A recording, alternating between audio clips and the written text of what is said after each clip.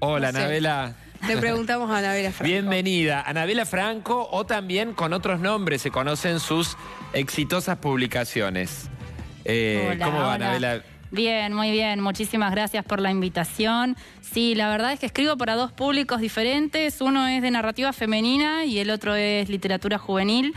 Acá estamos presentando en el día de hoy en Paseo Rivera a las 18:30 horas con librería Cuadetea, que es el primero de la saga Secretos. Y bueno, después de narrativa femenina, el último publicado es Háblame de lo invisible. Así que muy interesante escribir para... ¿Y firmás con tus distintos nombres según el género? Exacto, lo que es narrativa femenina está como Anabela Franco y lo que es juvenil como Ana K. Franco. Este es mi libro número 23, publicado entre los dos géneros. Y también tengo de ciencia ficción, de todo un poco. Sí, tal cual. Y bueno, y sabés muy bien transmitir esto que vos decías recién, diferentes paisajes, contextos para cada uno de tus públicos. ¿Cómo fue la decisión esta de, bueno, un nombre para el público más femenino y otro para el juvenil? Bueno, la realidad es que surge justamente por esta diferencia, ¿no? De que cuando alguien va a buscar una novela de narrativa femenina, espera determinadas cuestiones, ¿no?, de la historia, y cuando va a buscar algo de narrativa juvenil, otras. Entonces, bueno, poder diferenciarlo a partir de un nombre también es interesante. De hecho, el primer seudónimo con el que escribí era otro, era una novela histórica, pero después, bueno, sinteticé en Anabela Franco y Ana K. Franco. Anabela, y cuando hablamos de público femenino, de público juvenil, estamos hablando de chicos de qué edades más o menos. Depende del libro, la verdad es que TEA sería de unos 15, diría yo, en adelante. Para mí los libros a partir de cierta edad ya no tienen edad, es decir, que puede disfrutarlos cualquier persona claramente. Y otros como la serie Brillarás, por ejemplo, de 12, 13 años en adelante podrían funcionar muy bien, así que... Depende, si no ya son preadolescentes. Claro, ¿no? ay, con Brillarás, ¿no puedes contar un poquito de qué se trata? Porque creo que vos tenés una función muy importante, porque son esos libros en un periodo de tu vida que te marcan casi para el resto de tu vida, ¿no? Los que agarras ahí a los 12, 13 años.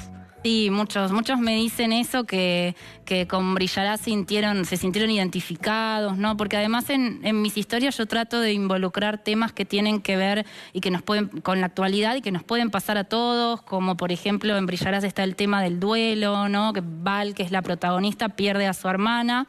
Y creo que no todos quizás perdimos una hermana, pero sí hemos atravesado otros duelos. Un divorcio es un duelo, por ejemplo, ¿no? A veces hasta perder algo que queremos mucho es un duelo, un objeto.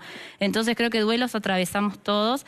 Y bueno, ella encuentra un día una lista de deseos que su hermana dejó antes de morir y se dispone a cumplirlos porque no sabe cuánto llegó a ser realidad.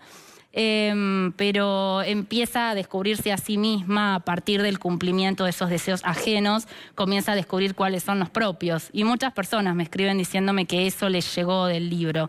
Así que sí, es como bien decías, es una etapa de la vida, ¿no? De un libro a veces y a mí me marcó para siempre un libro a los 13 años. Si no fuera por ese libro yo no sería escritora quizás, porque si bien escribía desde antes, desde los 8 años, empecé a escribir novelas a partir de los 13. O sea, es como una edad muy sí, clave, es muy ¿no? importante en la vida, es verdad eso. Sí, y más allá de lo que leas, cuando encontrás una historia que te conecta tanto como Brillarás, por ejemplo, con los deseos, con los duelos, con sentimientos que tenés tan a flor de piel en la adolescencia o en la puerta de la adolescencia, también creas el hábito de la lectura que te sumerge en otro mundo. Sí, totalmente. Crear el hábito lector es sumamente importante desde que somos chicos. Yo también soy profesora de literatura y muchas veces me preguntan cómo hago para que mi hijo o mi hija lea, ¿no? Porque a veces es un poco difícil. Pero bueno, yo sugiero a veces, fíjate qué películas mira, qué juegos juega. Entonces, a partir de eso podés... Entrar por ese lado, que claro, lo asocien. ¿Qué le gusta, no? Si mira, bueno, muchos les gustan las películas de terror, que se llaman un montón de literatura de terror. Hoy en día tenemos gran variedad de textos que en mi época no pasaba, igual por siempre 28 años, no vamos a decir qué edad tenemos. Espectacular. Pero, claro, pero bueno, en mi época no había tanta variedad de literatura juvenil y es buenísimo que ahora sí esté, ¿no? Disponible. Googleándote salió rápido el dato de tu nacimiento, el año. No, por favor, no me googlees. Reservamos el dato, reservamos el dato. Inspira escribir. Vos dijiste tu libro número 23. Sí. ¿Qué te inspira? Cuando vos decís, bueno, me voy a sentar a escribir un libro? O ya más o menos lo venís teniendo y cuando lo tenés totalmente definido, lo escribís. ¿En qué te vas inspirando?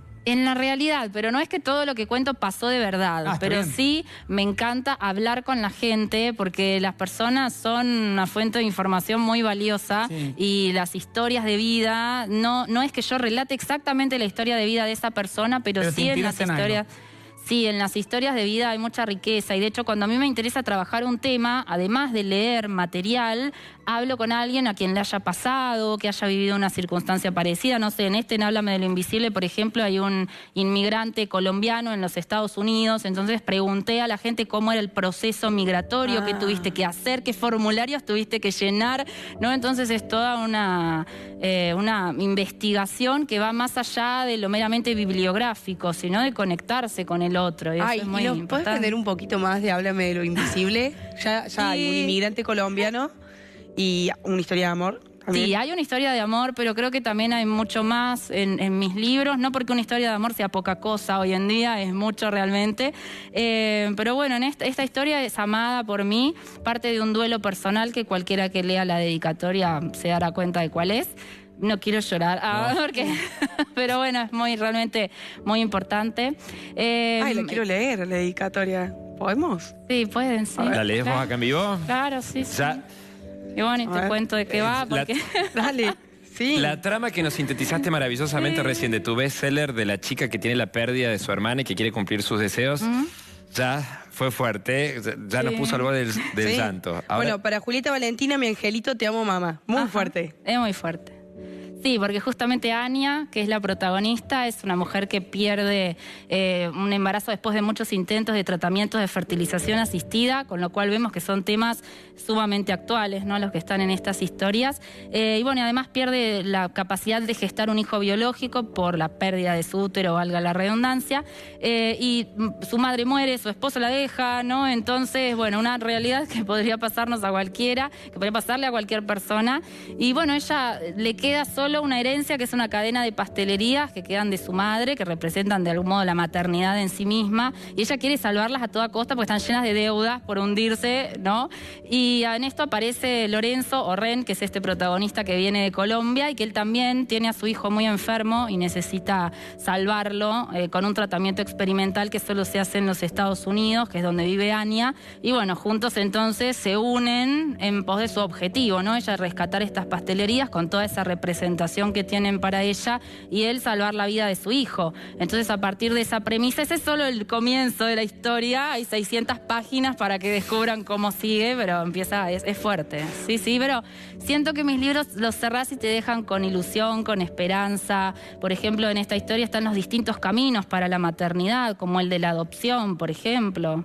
Muchas situaciones. y Uy, nos cuestiones. abriste un montón de temas muy interesantes para charlar horas. Y si no, para sumergirse acá, en este libro precioso, Háblame de lo Invisible. ¿qué